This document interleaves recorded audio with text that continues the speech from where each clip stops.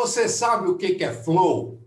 Você já ouviu falar da Pit Stop Experience e o projeto Aristóteles? Nós vamos falar sobre o papel do líder, da coletividade e vamos falar também sobre curiosidade. Mas o mais importante, nós temos um convidado que vai mostrar para você que o caminho de ser beta, de experimentar, de ser arrojado, de buscar o seu caminho, é realmente recompensador. Fique conosco que você vai ter uma conversa com Cadu Lemos. Cadu Lemos é o cara do Projeto Flow, é um cara que tem uma bagagem. Gente, se tem alguém que você tem que se espelhar, que foi à frente da gente sendo o protótipo, não é verdade, Cadu? Hoje em dia tem aquele negócio de protótipo. Já foi feito o protótipo? O futuro tem um protótipo, esse protótipo é o Cadu. Você vai nos dizer um pouquinho por que eu estou falando isso, as múltiplas atividades, múltiplas experiências que você teve.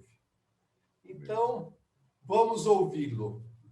Cara, é muito legal esse negócio de protótipo. Eu estava pensando isso outro dia. Eu estou sempre em beta, né? Estou sempre em beta. Beta é o processo de estar sempre testando. Aí inventaram com as metodologias ágeis o tal do MVP, né? Sim. O produto mínimo viável, né?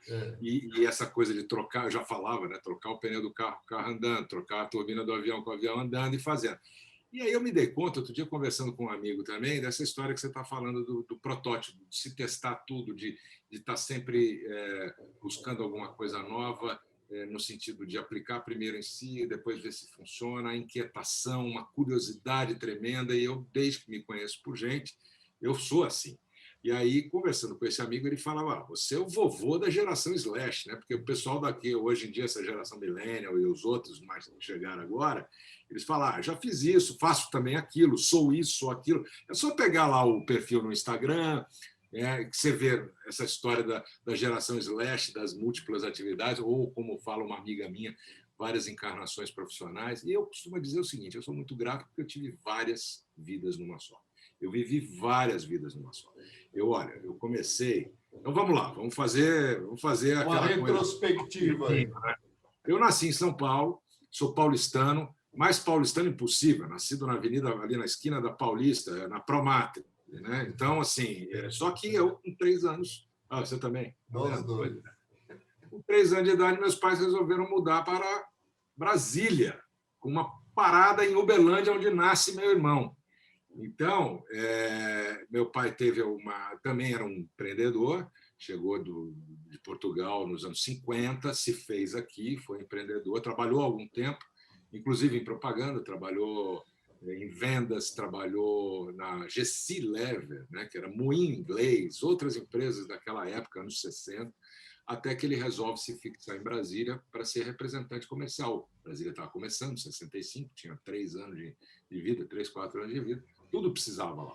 E aí ele foi para lá e criou um entreposto de representações comerciais, de alimentos, de laticínios, várias coisas, e se fez lá. E eu cresci nesse ambiente, eu cresci com uma liberdade total, rua de terra, bicicleta para lá e para cá. Né? Eu andava de ônibus com 8 anos de idade. Eu tive uma infância muito solta, foi muito legal. Eu vivi, na verdade, uma cidade interior que tinha o status de ser capital. E foi muito legal, foi muito bom, até que nos anos 70 ele tem uma dificuldade grande, ele quebra, literalmente quebra, a gente com 10, 12 anos de idade. Ele faz uma estratégia de realmente pagar todo mundo, a empresa se dissolve, mas mantém a gente na mesma escola, eu e meu irmão, a gente sentiu pouco o baque que ele teve. Mas ele sempre falou, se você precisar de alguma ferramenta, de um livro, de algum curso, alguma coisa, eu vou dar um jeito. É a única coisa que eu posso fazer por você. Dinheiro você já viu que não vai rolar. Então, a conversa era essa. Né? E com isso, ele incutiu na gente, em mim, no meu irmão, mas eu digo sempre, eu falo por mim, eu, apesar de ter um irmão que foi criado da mesma forma, nós temos vidas muito diferentes, né? Acabamos trilhando caminhos diferentes, Mas eu sempre fiquei com aquilo na cabeça. Falei, puxa vida, então, se eu quiser aprender alguma coisa nova, ele vai me dar uma mão. Então, eu me meti a aprender, fiz um monte de curso, comecei um monte de hobbies, começava e parava. Porque eu começava, olhava aquilo, achava interessante, entendia tudo, porque eu sou muito obcecado, eu ia a fundo no detalhe, entendia, ok, já entendi isso aqui, próximo. Eu percebi, muitos anos depois, que essa minha característica, dessa incontinência de curiosidade, de inquietação, ela tem a ver com o meu tipo no Enneagrama, que é uma ferramenta que depois eu fui estudar. Então, isso eu falo depois, mais adiante, mas o fato é o seguinte, eu nasci e cresci assim, essa inquietação, essa curiosidade de buscar assuntos diferentes, que também se refletiu depois na minha carreira. Eu acabei, acho que o tempo que eu trabalhei mais, o tempo que eu fiquei mais tempo numa empresa foram 3 anos. Então, para um pai que queria que eu fizesse uma carreira no serviço público, concurso do Banco do Brasil ou alguma coisa, em Brasília, né? Você estava lá, né? Já. Saí correndo, nem fiquei lá para ver o que acontecia. Com 18 anos eu me mando, venho para São Paulo, venho para uma oportunidade que eu tive muito interessante de estudar na ESPM, então fui fazer alguns cursos de extensão. Na época, o curso de marketing era separado do curso de comunicação e propaganda. Sim. Hoje, tudo junto, mas naquela época eu fiz os dois. E eu já trabalhava em Brasília, quando eu fui para São Paulo, em rádio. Eu era locutor de rádio, que era uma outra coisa que eu fiz, uma outra encarnação profissional. Né? Eu era locutor de rádio porque depois que eu comecei a trabalhar, trabalhei com meu pai, naturalmente, com 14 anos, ele já me botou lá na lida, né, na empresa dele, descarreguei caminhão de queijo, falei, você vai aprender um monte de coisa, mas vai começar tirando o queijo do caminhão frigorífico lá que encostou aqui. E fiz isso durante muito tempo, aprendi datilografia, que é muito útil para mim hoje no teclado aqui, nos computadores, porque ele queria que eu fosse lá para dentro ser auxiliar de escritório e trabalhar, batendo pedido, falando com o cliente, e foi a minha primeira formação. A partir daí eu tive...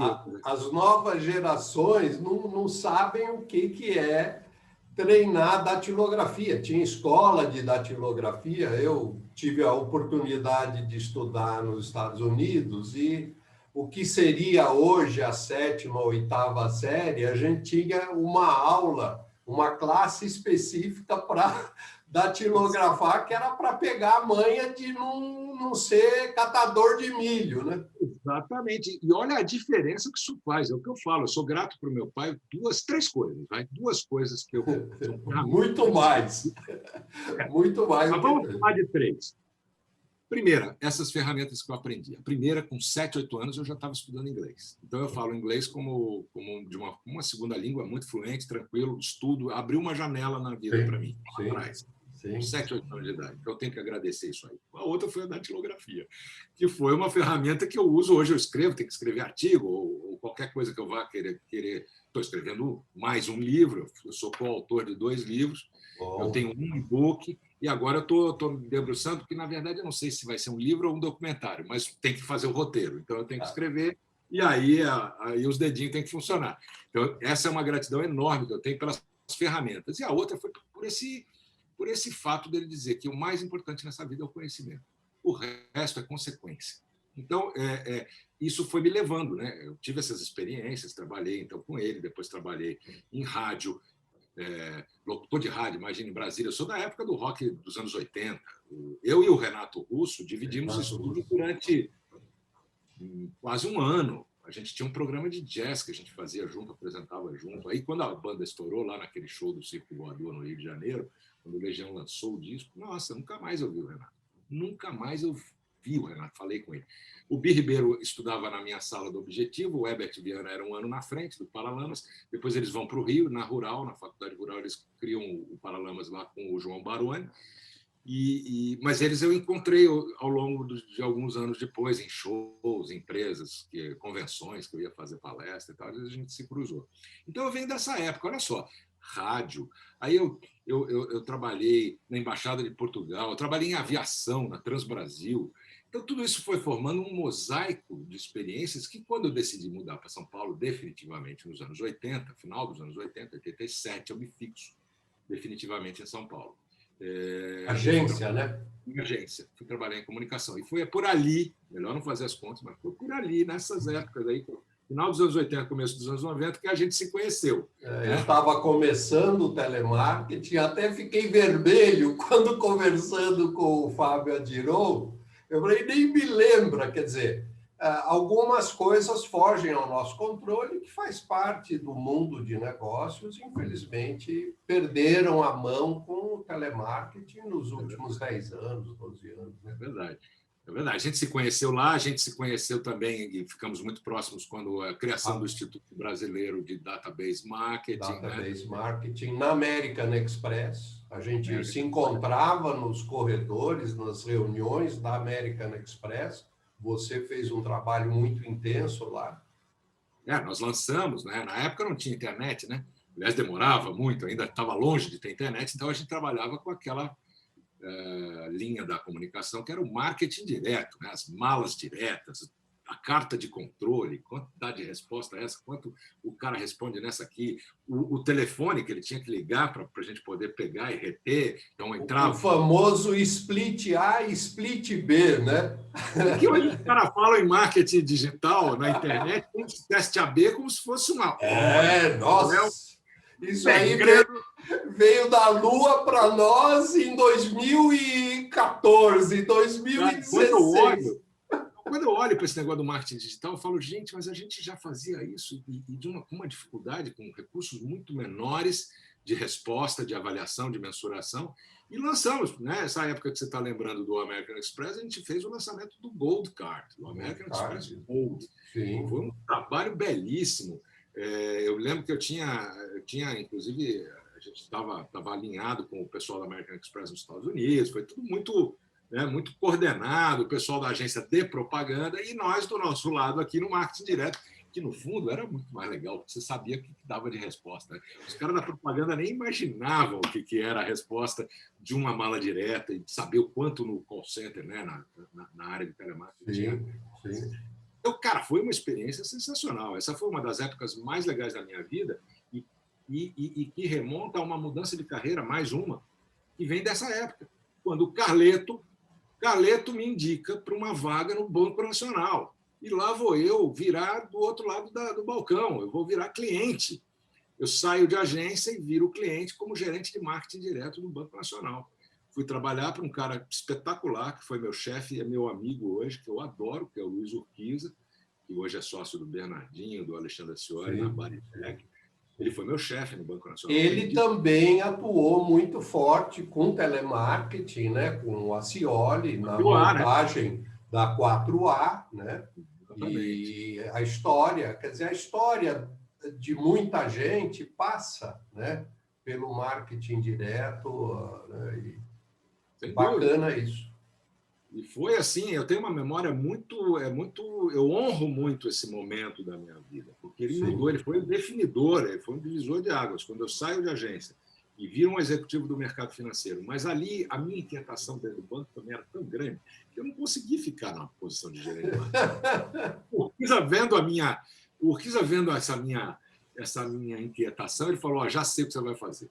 Você vai ficar responsável por disseminar inteligência para as outras áreas, não só para essa área do varejo. Você vai para o cartão, você vai para a seguradora, você vai para a área do atacado, e eu virei um intraempreendedor. Eu me lembro que esse termo, todo mundo fala empreendedor interno, o cara que trabalha dentro. Eu já era isso lá nos anos 90.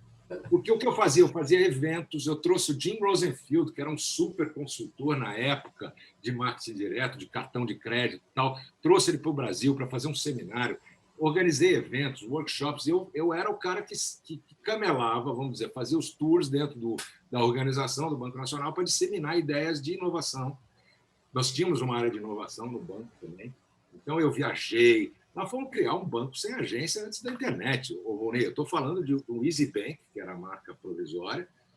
O Nacional ia lançar em 95, quando ele definitivamente deixou de existir. Então, houve a morte do Ayrton em 94.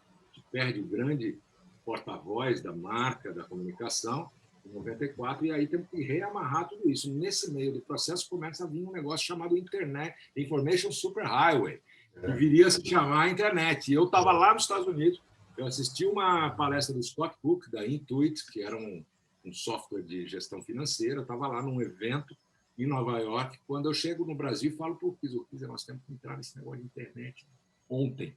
Tem que entender essa história e montamos um grupo de trabalho de múltiplas áreas.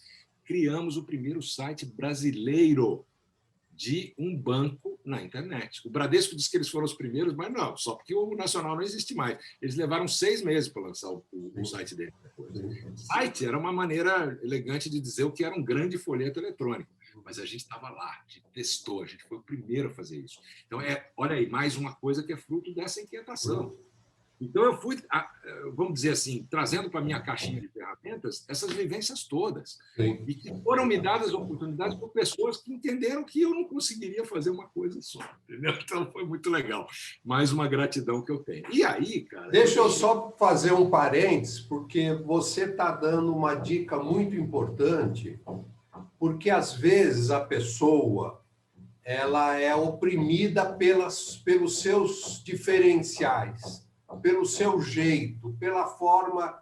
E o bacana que você se desenvolveu, você desabrochou, você floresceu como pessoa, como profissional, como trabalhador, porque algumas pessoas foram entendendo essas características e olharam isso como uma coisa extremamente positiva. E isso hoje falta, porque o que eu ouço de reclamação em cima da cabeça dos jovens é um absurdo. Então, você é um exemplo de como, e por até você ser à frente do seu tempo, né, ser um cara realmente diferente, né, você prova isso. Eu fico até, é engraçado, né? Eu fico até meio emocionado de lembrar essas coisas todas, porque isso que você está falando é tão crítico que eu movi a partir do momento em que eu deixo de ser executivo, eu chego lá já, eu movi minha vida, minha carreira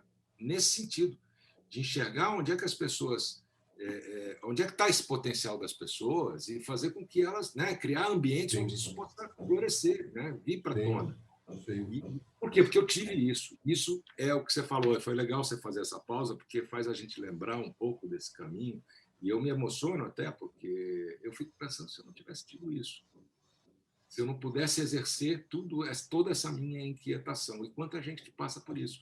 E eu movi minha vida nesse sentido, eu direcionei minha vida para ajudar as pessoas a entenderem que é possível, sim, você realmente exercer o seu pleno potencial. Mas você não fará isso jamais sozinho. Então, a sacada é essa. É que você precisa do outro. Eu falo sempre do Darwin, né? O Darwin tem uma frase ótima, que pouca gente sabe disso e lembra até, e dá o crédito a ele, que é o cara da evolução, né? Da teoria da evolução, que diz que a sobrevivência do mais forte, depois falaram, não foi isso que ele disse a sobrevivência daquele que se adapta melhor. Legal, e tudo é o que basta para falar de Darwin. E aí eu fui pesquisar algumas coisas da vida dele e eu descobri uma coisa muito legal que ele fala. Perguntaram para ele, mas Sir Charles Darwin, me diga aqui uma coisa, nós não temos garras, nós não temos presas, nós não temos asas, então como é que a gente vai lidar com esse mundo selvagem que você está pesquisando aí? Ele falou, nós temos uns aos outros, então é o coletivo, é o grupo, é o que nós temos que nos apoiar. Essa é a grande história da humanidade. Foi desde o princípio. E nós parece que nós não aprendemos nada quando a gente olha para trás, porque nós estamos vivendo uma separação contínua, né? Uma ruptura contínua, as bolhas, as polarizações, estamos no meio de uma tempestade que a gente não sabe quando é que vai chegar uma terra firme, não sabemos, nós estamos no meio, mas nós não estamos no mesmo barco, nós estamos em barcos diferentes, cada um sabe como é que está a sua vela, seu calado, a sua tripulação.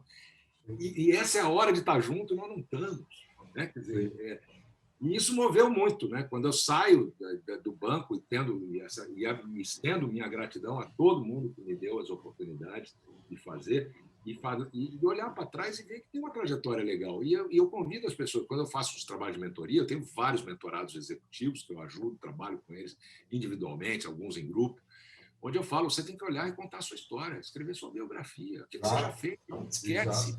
Exato. A gente passa por cima, fica num mundo de tantos estímulos externos que você não se dá conta que você tem que olhar um pouco para trás, honrar, te dar um tapa e falar, puta, legal, mandou bem nessa. Ok, agora vamos lá, em frente. Isso é importante, é isso que continua fazendo você se movimentar. Estamos num mundo muito difícil. muito difícil agora. Eu tenho conversado, desculpa, Cadu, mas eu tenho conversado, tenho feito algumas e tem mais alguns gravados que vão subir no YouTube, porque eu acho que é de extrema importância a gente ouvir a sua história, ouvir a história do profissional. Então, são pessoas que estão dispostas a se mostrar, se apresentar um pouco mais ao público, para que a gente aprenda. Olha só as dicas, quer dizer, o que você está falando da sua história tem muito a ver com o mundo de hoje, o que a gente tem que fazer, como a gente tem que atuar, né? E eu fico muito... Assim, a tal história, né? Eu levei muitos anos para chegar num ponto de dizer assim, olha, tudo tem seu tempo. Por quê? Porque eu sou muito inquieto, eu quero tudo para agora, sempre fui imediatista, alternativo e tal. Eu levei muitos anos para entender que não adianta você apressar. Tudo vai acontecer na hora que tem que acontecer. Então, se você não pode influir nisso, vá se preocupar com aquilo que você pode influir. E cada dia é um tijolinho.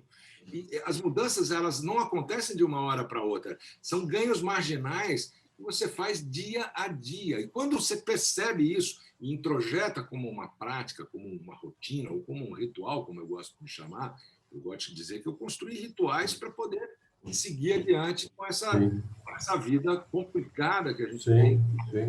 Eu estou aqui dentro dessa telinha, morando nessa telinha, sei lá, há um ano e tanto. Todos nós estamos assim. Não é um problema que é só comigo. Né? O mundo está vivendo isso. Aí vem fadiga de Zoom, burnout, estresse, coisas que eu falava antes da pandemia para os clientes. Falava, olha, vamos criar um dia sem reunião. Não existia pandemia, hein? Um dia sem reunião, para o cara poder se concentrar, saber que aquele dia não vai ser interrompido.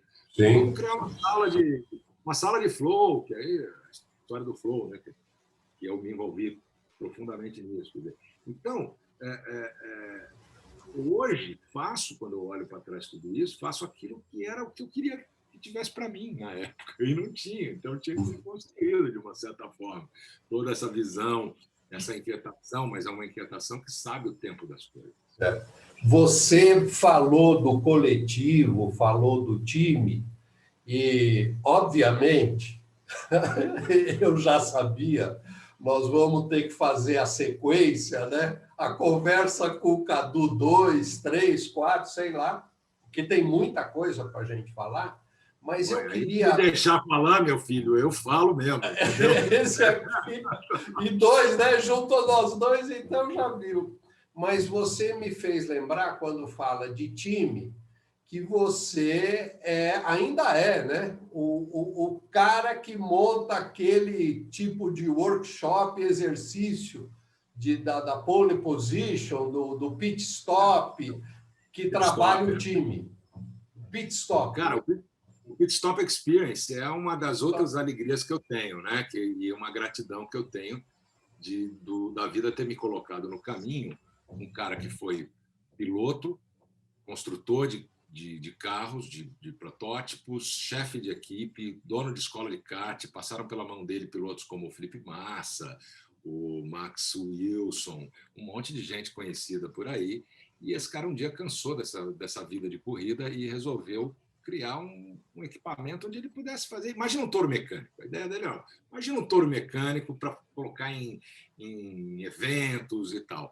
E um belo dia estou lá fazendo uma palestra de team building, trabalho em equipe, espírito de equipe, para a AGF Seguros, que hoje é a Allianz, né? A Allianz incorporou.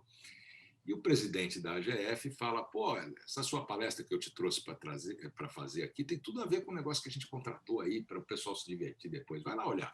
Eu fui olhar, estava lá um carro de Fórmula 1. E esse cara, que é o Kerko Patti, que foi meu sócio durante 16 anos. Ele faleceu, infelizmente, há 2 anos atrás. Ele nos deixa, mas o legado segue. O Pit Stop Experience existe, só não estamos mais ativos porque ainda não podemos fazer as reuniões presenciais. Estamos no meio da pandemia. Mas, olha, final do ano eu fiz com o pessoal testado para uma empresa em São Paulo. Depois eu fiz no Sul, em Passo Fundo, para a BS Bios, com todo mundo testado também. Mas como acontece esse Pit Stop Experience? Não, porque assim, é o que eu te falo, né? A vida vai colocando. Desde criança, eu sou fanático por corrida de carro, né? Eu adoro automobilismo e Fórmula 1 em especial. Eu me lembro de assistir corrida de Fórmula 1 em TV preto e branco. Eu tinha 8 anos de idade, sei lá. Então, eu trouxe isso comigo. É uma coisa que eu gosto, naturalmente. Eu fui piloto de rally, eu competi em rally, eu tive algumas experiências nessa área. E aí, eu conheço esse cara fabuloso que vem com essa trajetória. Ele é da mesma geração do Piquet, eles eram amigos, inclusive pessoais. Eu tive com o Piquet em Brasília, com ele, jantando, num evento que nós fomos fazer de Pit Stop Experience para a Microsoft, em Brasília. Isso vamos falar quando é que foi?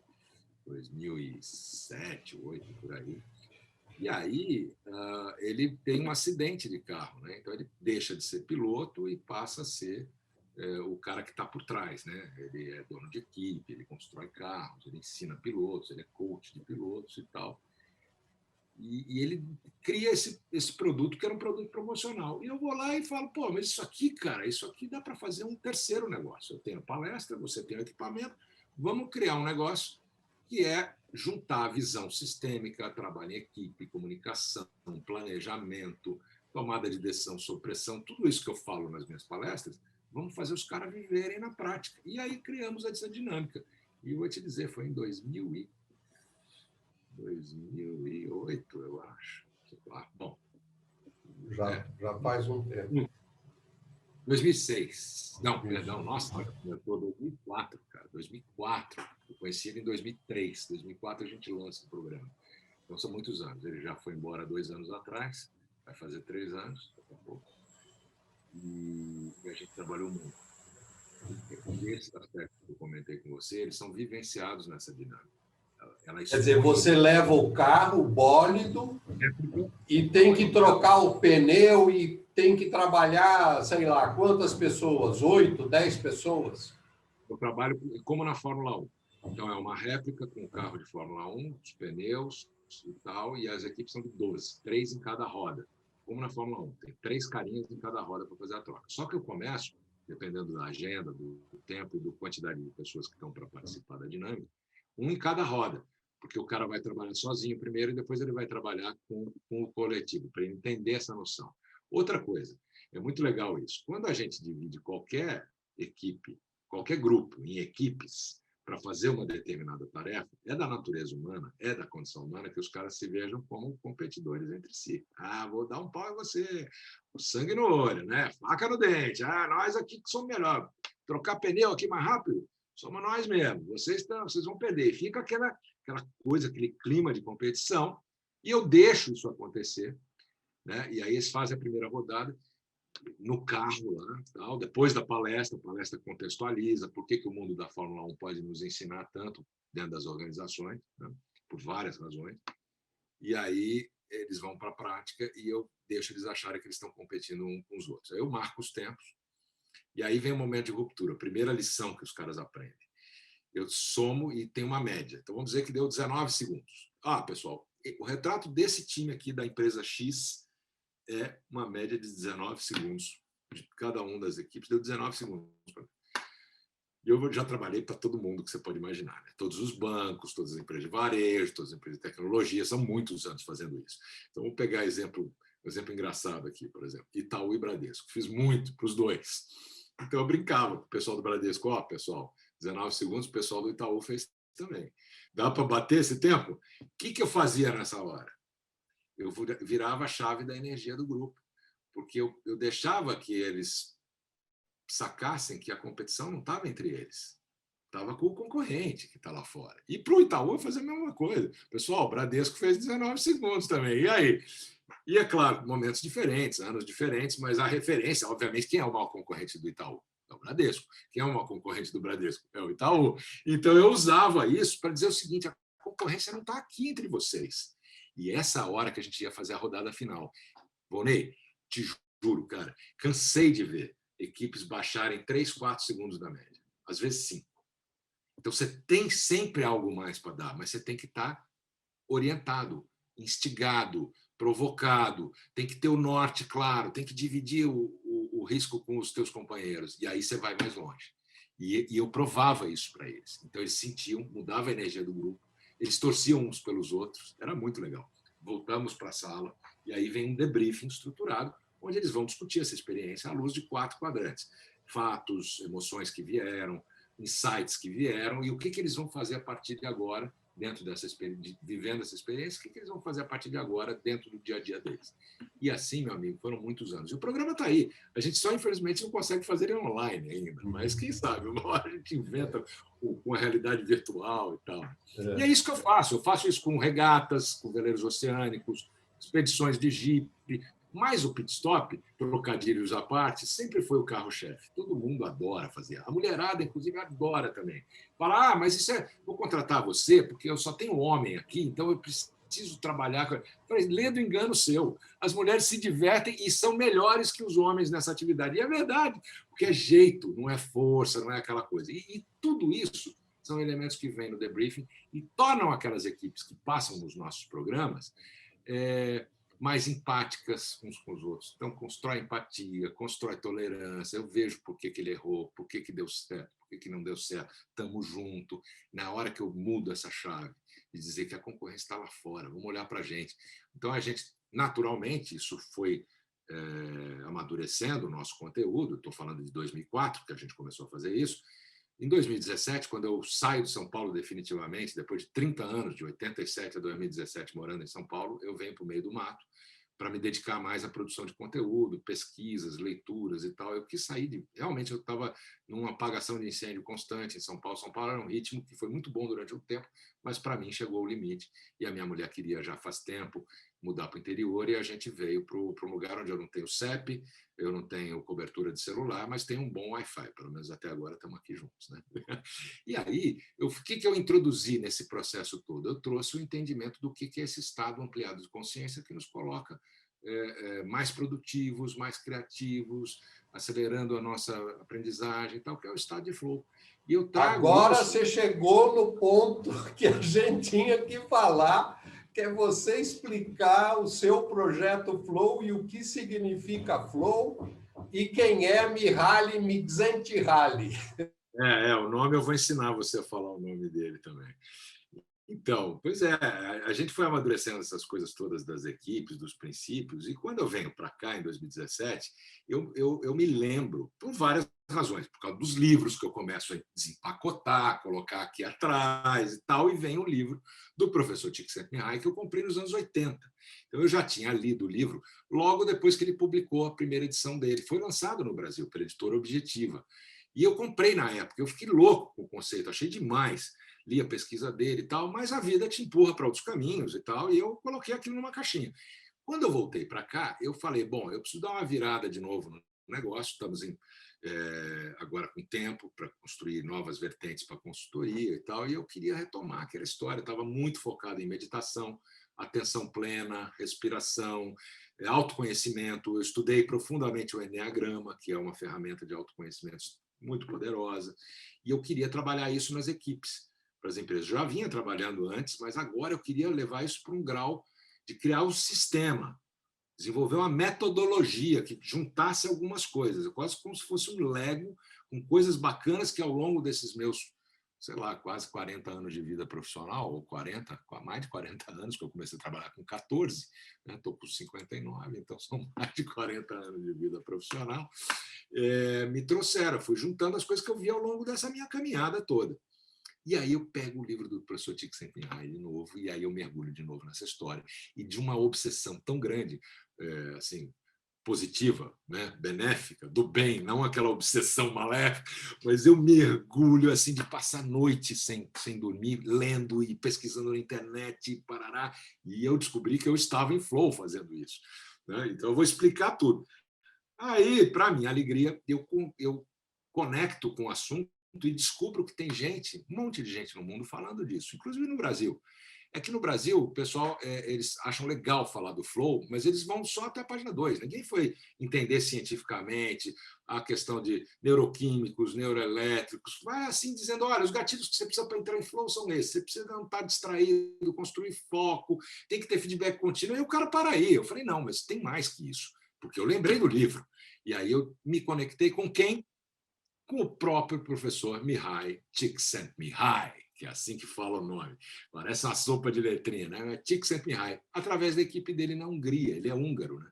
E ele tem uma parte da família dele, um dos sobrinhos dele, que é um PhD em gestão organizacional e tal, desenvolveu uma simulação com base em todo o trabalho dele. Ele ajudou a desenvolver uma simulação para liderança. Então, você é um jogo online onde você é o CEO de uma vinícola e você vai ter uma safra para trabalhar a tua equipe. Teu antecessor deixou o moral da equipe muito ruim, foi um cara que era comando e controle total, e você tem uma safra para você recuperar e colocar esse time produzindo bem. E o pano de fundo de tudo isso é ativar o estado de flow, que é um estado onde você está tão engajado na sua atividade que você não vê nem o tempo passar. Mais ou menos o que eu vivi quando eu estava fazendo a pesquisa dele. E aí a gente falou, o Alexandre Santini, que é meu sócio nesse projeto, que é da TEIA, Ecossistema de Aprendizagens, eu criei o projeto Flow, mostrei para ele, falei, estou com o Csikszentmihalyi na linha, na ponta, vamos fazer isso? Eu não dou conta de fazer sozinho. E ele topou. E ele foi para os Estados Unidos, teve com o professor Csikszentmihalyi, que mora na Califórnia, era uma viagem que eu gostaria muito de ter feito, porque eu ainda não estive pessoalmente com o professor Csikszentmihalyi, que é uma lenda viva, né? Ele é uma lenda viva. Ele ficou muito tempo em Chicago, Ele fez o porque a PhD carreira acadêmica dele, né? Ele fez o PhD dele em Chicago, ele tem alunos brilhantes que foram dessa passagem dele para o Chicago, mas ele depois muda para a Califórnia e ele é professor da Universidade de Claremont.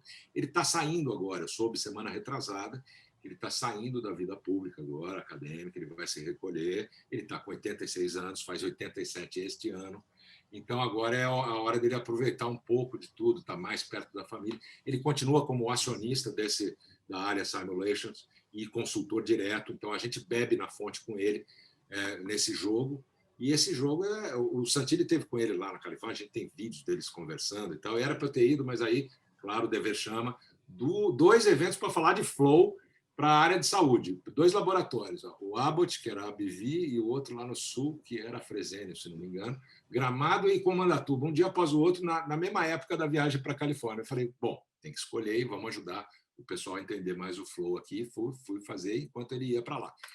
E esse jogo, ele tem o pano de fundo do flow, mas ele é um jogo voltado para a liderança, para a equipe de alta performance. Quando eu comecei a juntar essas pecinhas do Lego, eu trouxe um outro conceito, que eu trabalho bastante, que quem quiser olhar, tá tudo disponível, o conhecimento é aberto, é open source, chama-se Projeto Aristóteles, que é uma grande pesquisa feita pelo Google, que durou 4, 5 anos. Então, se você der um Google em Project Aristotle ou Projeto Aristóteles, você vai cair numa página do Google que chama Rework by Google. E lá você vai ver, da pesquisa, eles chegaram a 5 pontos importantes de conclusão do que é uma equipe altamente eficiente, engajada, feliz. E o primeiro ponto é a construção de espaços seguros psicologicamente. E isso é uma das coisas que a gente faz com os nossos clientes. A gente trabalha a construção desses espaços seguros onde as pessoas possam demonstrar suas vulnerabilidades, onde elas possam fazer up management, questionar decisões. É um espaço de confiança que é construído pelo líder. A responsabilidade é do líder e do seu time de fazer isso acontecer. Essa é a grande mudança na gestão moderna, que eu estou vendo. Eu cheguei isso lá atrás, bem antes da pandemia, estava começando, logo que os resultados da pesquisa foram publicados, eu falei, cara, isso é o caminho. Aí veio a pandemia. Isso ficou ainda mais forte, mais relevante, essa construção desses espaços seguros. Por quê? Porque isso trabalha a saúde mental do time. Mantém a saúde mental e emocional tinindo. Por quê? Porque a saúde física ela foi exaurida pelas longas jornadas de trabalho, pelas entregas demoradas, pelas interrupções que a gente tem o tempo inteiro, por emendar uma reunião no Zoom da outra. Então, você tem que começar... antes, né? O antes e o depois do trabalho. Para chegar no trabalho, mesmo que você tenha carro, às vezes leva 50 minutos, 1 hora, você já chega estressado, né? E depois que você está exaurido, você pega o seu carro, volta de novo. Então, o mundo estava precisando dessa chacoalhada para mudar. Eu também acho que foi uma freada de arrumação. Se a gente puder enxergar uma coisa boa disso, é isso. Agora vocês têm que trabalhar de outro jeito. O problema é que os maus hábitos aqui nessa casinha, nessa caixinha, continuam. Então, esse negócio de emendar uma reunião na outra. E eu aprendi com o Flow e com o professor Csikszentmihalyi que para você ativar seu estado de Flow, que é o seu estado ótimo, onde você está no seu melhor, você precisa fazer o quê? Recuperação. Você tem que fazer pausas, várias pausas ao longo do dia. Então, para minha alegria, a editora Objetiva, aquela que eu tinha o livro da edição, a primeira edição, relançou agora, o ano passado, em novembro de 2020, olha aqui o livrinho, revisado, atualizado. Então, quem quiser saber mais sobre esse tema, é só comprar esse livro, tem versão eletrônica também, ou dar um pulo lá no meu site para conhecer o que a gente fala. Porque o que eu faço? Eu sempre digo para o pessoal, quer saber de flow? Tem muita coisa disponível na internet. Agora, quer uma curadoria para saber o que funciona, onde você tem que olhar, montar um processo, aí você olha o que eu estou fazendo, porque levei uns 30 anos para chegar nesse modelo. E eu economizo esse tempo para você. Deixa eu te dar deixa eu participar desse projeto revelando que a legendagem do vídeo do professor Csikszentmihalyi na TED. Vamos lá.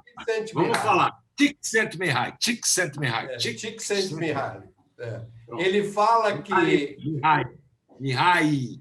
Sem L. Eu sei, mas para facilitar a vida dos americanos, ele fala, basta você dizer Csikszentmihalyi. Não, é Csikszentmihalyi. Eu sei. Mas ele fala, para vocês gravarem o meu nome, né? Não, eu entendi a piada do vídeo do TED dele. Csikszentmihalyi, mas Csikszentmihalyi. É o vídeo do TED, né? Do TED. Esse eu fiz a legendagem, então, para vocês conhecerem também um pouco sobre Flow, visita o próprio professor falando sobre o que é Flow lá no TED. Eu acho que é um dos TEDs mais vistos da história, esse dele. É um dos mais vistos. Ele é um cara mais... né? Escuta, o cara estava na Segunda Guerra, ele tinha 7 anos de idade, ele estava num campo de concentração. Ele descobre, sem querer, o flow, depois é que ele vai lembrar dessa história, quando ele joga xadrez. Ele está jogando xadrez para quê? Porque no xadrez, no tabuleiro, no campo de concentração, some tudo em volta e o tempo passa mais rápido. Foi aí que ele guardou isso na caixinha e descobre, pesquisando nos anos 70, que felicidade ou algo próximo disso é quando tudo acontece de forma fluida, natural. E aqui no Brasil, os caras traduzem como estado de fluxo. Eu não concordo. Para mim, é estado de fluidez. É uma tradução melhor. Estado de fluxo é outra coisa. Não é? Então, assim, a fluidez eu acho que transmite melhor o que o professor queria dizer na pesquisa dele. E ele é sensacional. Ele é contemporâneo do Maslow. Ele teve com o Jung, pessoalmente, quando ele era jovenzinho, em Zurique, assistindo uma palestra do Jung sobre discos voadores. Olha que coisa fabulosa. Aliás, assunto esse que está voltando firmemente, porque diz que agora, brevemente, o Pentágono vai abrir umas informações secretas sobre discos voadores e objetos voadores não identificados. Está todo mundo alvoroçado, está tendo um monte de aparições aí. E o Instagram está bombando. O Datena viu o disco voador passando lá, o helicóptero filmou. Vai saber o que vem por aí. Né? Vamos ficar no nosso mundinho pandêmico. Eu acho que precisa vir mesmo, levar uns e outros por aí embora, entendeu? Se for nesse sentido, eu até acredito em UFO, viu? Cara, mas é uma delícia poder conversar solto assim, né? Eu gosto muito. Eu não sei se a gente saiu muito da pauta, se tinha, mas eu adoro falar. E é a tal história, no meu Enneagrama, no meu tipo, e quem quiser estudar Enneagrama e tiver curiosidade, também tem muita informação para a internet, e também vale a ressalva, muito cuidado, faça uma curadoria, porque sistemas abertos, open source, são como novas fronteiras, atraem de tudo, aventureiros, exploradores, como eu me considero, e charlatões. Então tem que tomar cuidado com as coisas nas novas fronteiras. Quem me falou isso há muitos anos atrás foi um amigo nosso em comum, Carleto. Carleto falava essa frase, as novas fronteiras atraem todo tipo de gente, entendeu? Então nós estamos hoje numa delas. E aí eu sei que a ideia de falar no Enneagrama, por que eu falo tanto? Porque o meu tipo no Enneagrama tem uma característica de autorreferência, de intensidade, de contar histórias. São características do meu tipo de Enneagrama. Então, aqui você me permitiu exercê-las. Pô, estou feliz da vida aqui. Não são boas a toda hora, não. De vez em quando tem que dar uma... Não, a vida é feita de altos e baixos, há conflitos, nem tudo flui, né? Nem tudo acontece em flow, né? Quer dizer, tem realmente os desafios que faz a gente ir para outra para engatar uma segunda, para entrar num desvio da rota, para você continuar se reinventando. Eu acho que a Não vida... era graça se tivesse tudo pronto, se você não tivesse que ter essa... A curiosidade é a chave, né? Então, olha, se você não tem curiosidade, você está feliz na tua atividade, fazendo aquele tudo do mesmo jeito, então tudo bem, nada errado, nada contra. Mas, cara, você está perdendo muita coisa. Não é? Verdade. Agora, nós vamos ter que fazer o número 2. Conversa Nós não com... falamos de flow, né? Só cobrimos a pontinha do iceberg. Mas Né? tem Negócio muito. tão Você bonito. tem o seu site, tem a sua... tem os seus vídeos, né? Você tem feito transmissões semanais, mais do que semanal, né? Na frequência, então tem muita coisa. O que você... Para a gente encerrar o nosso papo de hoje, quais recomendações você deixaria para um sobrinho seu, para um aluno, para quem está entrando no mercado? Bom, primeira regra, para quem está estudando, inclusive, se é sobrinho que está saindo do ensino normal, está indo para uma faculdade, não deixe a escola interromper e atrapalhar a sua educação. Educação é uma coisa, o que você vê na escola é outra. Eu sou um crítico forte da maneira do sistema de educação, então eu falo isso. Seja curioso, vá buscar, não se limite, estude outros assuntos, tenha realmente a curiosidade de ver que o mundo é muito mais amplo e a vida não é curta, não. A vida é longa e te dá a chance de estar começando toda hora alguma coisa nova. Então, use esse tempo a seu favor. Mas o mais importante é não se limite. Não há... Tudo que você quiser, você pode fazer. E, olha, eu falo isso, eu tive oportunidades, eu sou um privilegiado, eu tive esse apoio, eu tive, primeiro, pais que me permitiram exercer essa curiosidade e chefes e colegas e clientes que permitiram exercer tudo isso. Então, eu sou muito privilegiado, mas ainda assim cruzei e cruzo ainda, porque eu faço mentorias e alguns processos de transição de carreira para alguns mentorados, alguns clientes e tal, e eu digo sempre isso para eles, quer dizer, mesmo com muita dificuldade. Eu tenho um mentorado que é um cara espetacular, ele hoje é C-level de uma empresa de telecomunicação, esse cara era telefonista do 102, tem gente que não sabe nem o que é 102, esse cara começou a vida dele dando informações no 102, ele é C-level de uma empresa de telecomunicação, teve uma trajetória absolutamente desafiadora de vida pessoal e está lá, feliz da vida, incensado pelo time, porque ele faz acontecer. Então, quando eu vejo isso, e sou testemunha, e converso, e incentivei, inclusive, para que ele contasse essa história, foi um negócio que até viralizou em alguns fóruns aí e tal. Por quê? Porque é uma história inspiradora, e todos nós construímos as nossas. Nós somos os protagonistas, temos que assumir essa... É como eu estou vivendo um filme e eu sou o diretor, o roteirista, o ator principal, e eu tenho que entender que tem hora que as coisas vão ser...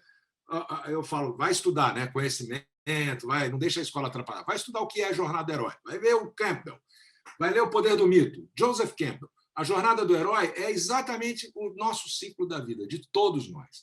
Todos nós passamos por isso. Então, eu falo isso. Esse é o conselho que eu dou para a molecada, não deixe a escola atrapalhar a sua educação, sua curiosidade, matar, não deixe uma pessoa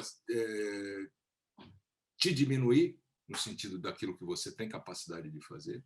Não acredite em momento nenhum nisso e confia que na hora que você toma uma decisão e faz uma escolha, você está abrindo mão de alguma coisa, mas vão acontecer coisas que favorecerão isso. Isso é Carl Jung puro quando ele trabalha sincronicidade, conceito de sincronicidade. Então, para quem tem curiosidade, mais um assunto para ir procurar, pesquisar. Muito bom, Cadu. Vamos despedir agora e vamos tentar marcar já uma segunda fala aí, uma segunda conversa. Quando você quiser. Tá certo. Muito obrigado pelo seu tempo, obrigado pela sua dedicação aí na nossa conversa. Tamo junto.